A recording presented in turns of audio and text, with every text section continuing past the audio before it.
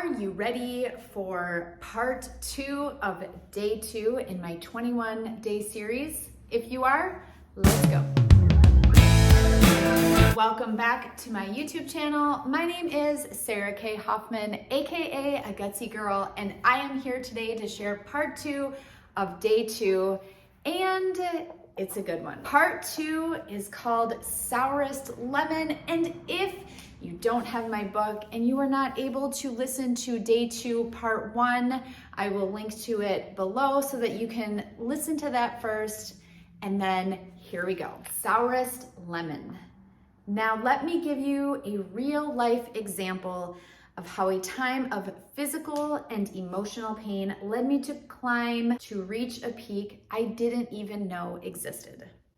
Along with the rest of the world, I fell in love with the show This Is Us several years ago. In episode 1 of the show, the doctor says, take the sourest lemon life has to offer and turn it into something resembling lemonade. Well, my sourest lemon, at least up until now, has been infertility. My husband and I spent years going through tests, trying every medical and non-medical intervention possible. I allowed my body to be poked and prodded with nothing but hope and a positive attitude on my side. Throughout that time, I watched as friends quickly conceived, and for 12 to 16 days each cycle, I'd conjure up a pregnancy symptoms in my mind and think, I'm so pregnant this month. I knew the 2-week wait signs and symptoms, and I was well acquainted with every last TTC, that's trying to conceive, forum on the planet. I stalked them all, and every month what I read there had me convinced that surely I was pregnant. But then, like clockwork, the stick would show one pink line. Month after month, year after year, this continued until the day my only successful IVF attempt ended in miscarriage. That day was one of the sourest in everyone. Well, today is day 21 of IVF, and I said that I wasn't going to put up another one of these unless I had a new symptom come up, but on day 19, which would have been on Tuesday, a day after my transfer, I, at about 11 a.m., got really sick, and I had to go to the emergency room, and I went to a local emergency room. I didn't end up going to where my IVF doctor's at, and then later that day, at that doctor, I got a CAT scan and an ultrasound, and they found that I had multiple cysts that had ruptured. So later that day, I got transferred to another emergency room where my IVF doctor's at, and they found that a lot of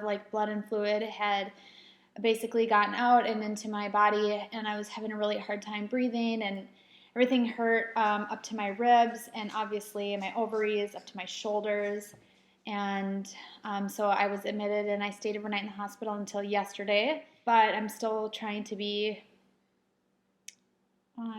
hopeful that I'm pregnant, and I'm not sure if I am, but I will know next week. So hoping I don't have to do another update until I have good news. In the days that followed, I felt an emptiness I can't describe. You will only understand if you've been in that place.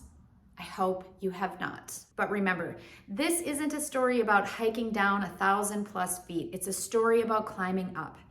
After the failed IVF, my husband and I took that trip to Sedona where we hiked the Grand Canyon. I believe it was a life-changing trip for both of us, individually and as a couple. We came back feeling renewed and ready to move forward. We didn't stand still wondering how to make another IVF cycle work, nor did we consider giving up altogether. Family is the most important thing in the world to us, and we knew we wanted it to consist of more than just the 2 of us and our dogs. So after the Sedona trip, we started climbing back out of the canyon. In just under 4 years, we went through the entire initial foster to adoption process and adopted our 3 beautiful babies, Samara, Isaiah, and Amaya. After hitting the rock bottom of not being able to conceive naturally, we were able to turn around and head back out. The climb was not always easy. It was painful, both physically and emotionally at times, but we saw it through, and with years of effort, we were able to reach the top. Infertility was my sourest lemon. But today I actually feel thankful for everything that has come to fruition because of it. No matter what your sourest lemon is, know that getting from sour to sweet will not always be an easy road. But someday you'll look back and say, I can see it all so clearly now. You too can turn your sourest lemons into something resembling lemonade. In fact, something even better than lemonade. Maybe something more like kombucha or bone broth. As you continue on this path, don't allow yourself to feel discouraged or give up. Remember, you are leaps ahead of where most people are on their gut healing journey. Why? Because you have taken the first step. And that's it for day 2. So to give a little bit more, a little extra added information, I want you to consider doing 2 things today that might help you on your own journey. Number 1, I want you to journal. I want you to get out a pen and a pad of paper and or any kind of fancy journal you might have. And I want you to ask yourself the question, ask it out loud, think about it internally. What is my sourest lemon? And be very, very honest and real with yourself, because nobody's going to read this except for you.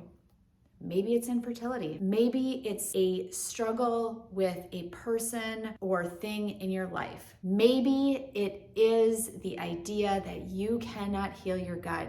It is very sour to you because you don't know what's wrong. You can't figure it out. But whatever it is, journal it out.